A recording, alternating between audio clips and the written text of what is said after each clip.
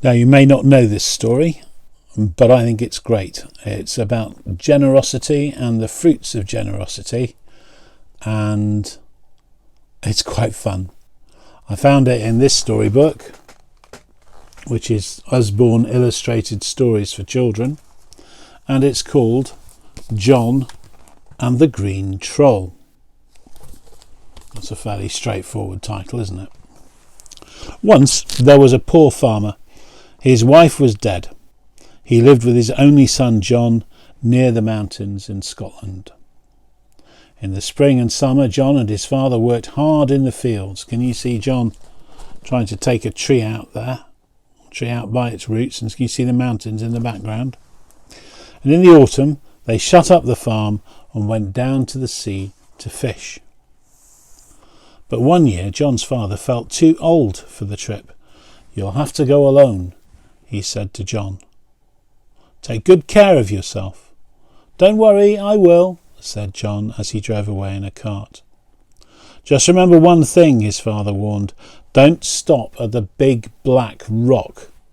That's where the trolls live."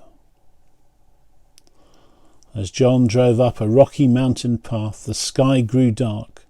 Then a storm blew up. Lightning flashed and thunder growled. "I wish my dad were here," thought John.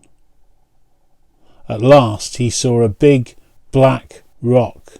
"Ah, I can shelter there," he thought. There you go. Can you see the lightning and John on his cart and the big black rock?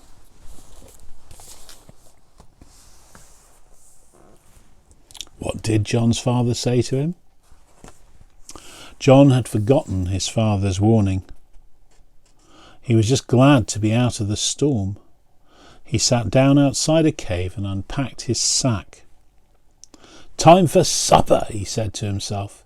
He had crusty bread, smelly cheese, an apple, and a very big fish. "Delicious," he said as he chomped away. There he is inside the cave, and there he is chomping away on his food. Suddenly John heard a noise coming from inside the cave. He was so scared he stopped chewing. He could hear voices, babies' voices. "Whoa!" they cried.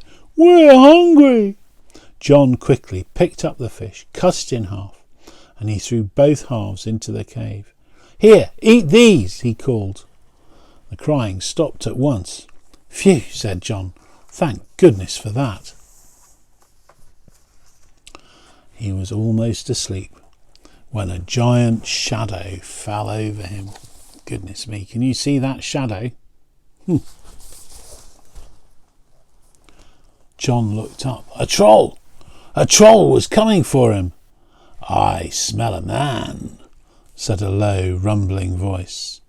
Now John remembered his father's warning, but it was too late. The troll came over to John and picked him up. He shook with terror. This was his first fishing trip alone, and he was the one to be caught. "Please don't eat me," he begged. But the troll was gentle. "Don't be scared," she said. "I want to thank you for feeding my children." There you go, you see. It's a big troll mum wanting to thank him for feeding her children. The troll took John into her cave and looked after him.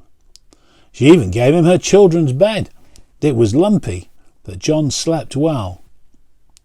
The next morning, after breakfast, the troll waved John off. "Take these magic fishing hooks," she said. "When you reach the sea, look for an old man named Charlie. You must go fishing with him." "Thank you," said John. "I will." "But only fish near the pointed rock," the troll warned. So there she is. There's John in the little children's bed. And there she is sending him off with the magic fish hooks. Only fish near the pointed rock. John did just as the troll had said. He found Charlie in an old hut by the beach. "Will you come fishing with me?" asked John. "Are you sure?" asked Charlie. "I'm the worst fisherman in the world. I never catch anything." Charlie showed John his boat. It was full of holes and falling to pieces. "Don't worry," said John. "I can fix that." "You see that boat there, full of holes and falling to pieces?" He set to work with some tar and planks of wood. Soon the boat was as good as new. "Let's row to the pointed rock," John said to Charlie. They put worms on the magic hooks and started to fish. "Hey!" John cried a few seconds later. "I've caught one!" "So have I!" shouted Charlie. "And another! And another!" Goodness me, look at that. They've got a boat full of fish, and see the pointed rock in the background? They couldn't believe their luck. The boat was full of fish. The other fishermen couldn't believe it either. "What's your secret?" they asked. John told them to fish near the pointed rock, but when they tried, they didn't catch a thing. Every day, for the entire winter, John's magic hooks caught hundreds of fish. "They've done it again!" gasped a local fisherman. "Charlie's lucky at last," said another, shaking his head in disbelief. Every day, John and Charlie cleaned the fish and hung them up to dry. They had more fish than all the other fishermen put together. "There's something fishy going on here," one of them grumbled. There you go.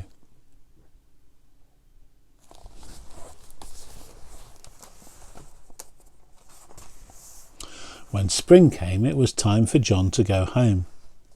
On the way, he visited the troll. And gave her half his fish. "I never could have caught them without you," he said. "Thank you," she said. "One day you'll have a dream about me. When you do, you must come back to my cave." Back at home, John helped his father on the farm. A year later, he had a dream about the troll, just as she had said. "I have to go and visit someone," he told his dad. He quickly left for her cave without telling his father where he was going.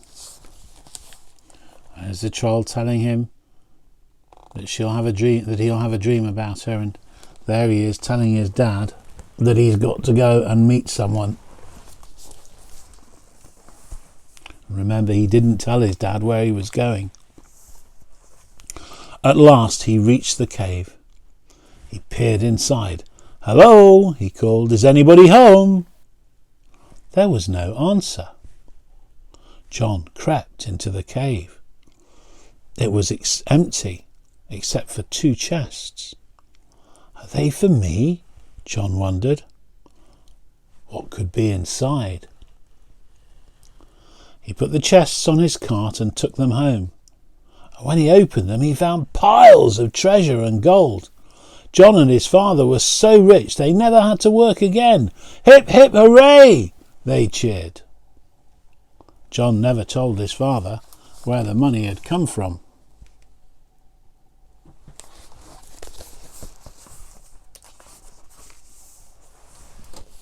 The end.